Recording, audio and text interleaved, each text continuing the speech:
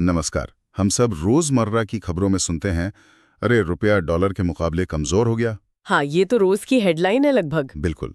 लेकिन ये सुर्खियां ना अक्सर पूरी कहानी नहीं बताती। आज हमारे पास रुपए का गिरना, मायने और प्रभाव पर कुछ दिलचस्प स्रोत हैं।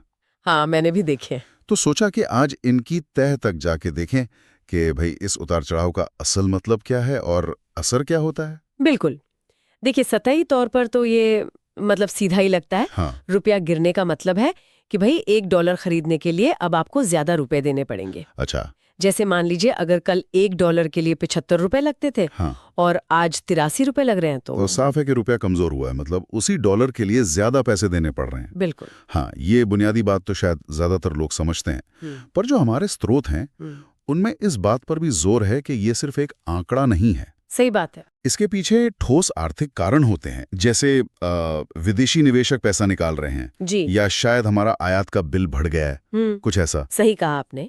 ये असल में ना विदेशी मुद्रा की मांग और आपूर्ति, मतलब डिमांड सप्लाई, हाँ। उसी का खेल है। जब डॉलर की मांग बढ़ जाती है, अब वो चाहे आयात के लिए बढ़े या लोग विदेश घूमने या बच्चों को पढ़ाने भेज रहे हों, हाँ। या फिर जो निवेशक हैं वो अपना पैसा बाहर ले जा रहे हों, अच्छा। तो इन सब वजहों से रुपए पर दबाव बनता है। हमारे स्रोत भी यही बताते हैं कि जो हाल में गिरावट आई है उसमें ये वैश्विक अनिश्चितता और विदेशी फंड्स का बाहर जाना ये बड़े कारण रहे हैं। और इसका असर फिर सीधा हमारी जेब पर। बिल्कुल। स्रोतों में एक बड़ा दिलचस्प आंकड़ा था कि कैसे कच्चे तेल की कीमत में हर $1 की बढ़ोतरी और साथ में रुपए में हर $1 की गिरावट, हाँ। इन दोनों का सीधा असर पेट्रोल डीजल की कीमतों पर कैसे पड़ता है। ये सिर्फ ये कह देना कि आयात महंगा हो गया, उससे कहीं ज्यादा गहरी बात लगती है।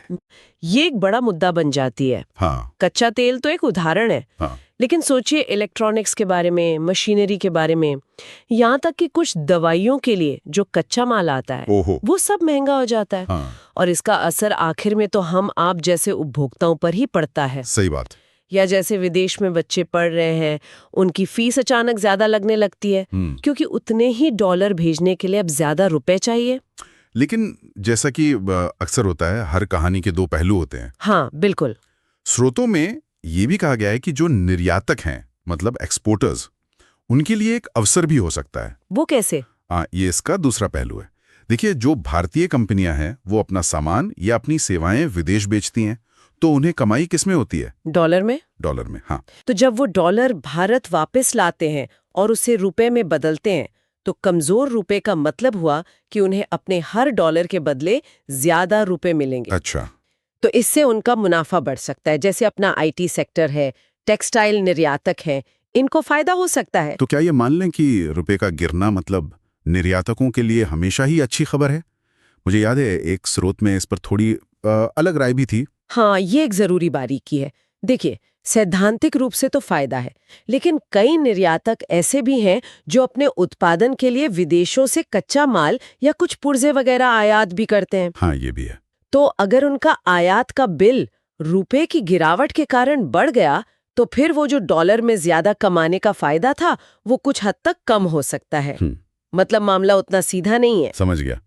और वो जो विदेश से पैसा घर भेजा जाता है, रेमिटेंस जिसे कहते हैं। हाँ, रेमिटेंस। उस पर भी तो इसका असर पड़ता होगा। निश्चित रूप से। जो लोग बाहर काम कर रहे हैं विदेश में और भारत में अपने परिवार को पैसे भेजते हैं, उनके लिए तो कमजोर रुपया फायदेमंद है। अच्छा, कैसे?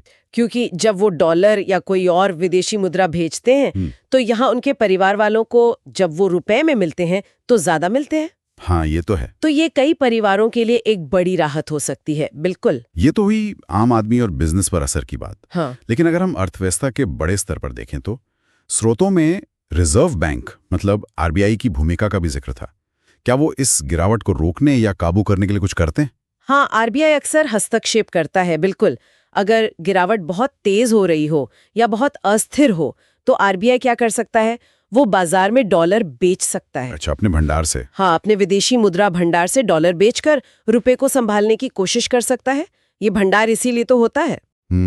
लेकिन वो हमेशा ऐसा नहीं करते, क्योंकि एक हद तक ये जो विनिमय दर है, एक्सचेंज रेट, इसको बाजार की ताकतों पर छोड़ना भी जरूरी माना जाता है। अच्छा, मतलब एक संतुलन बनाना होता है। हाँ, ये एक संतुलन बनाने वाली बात है। तो कुल मिलाकर अगर हम देखें तो रुपए का गिरना एक काफी जटिल मुद्दा है।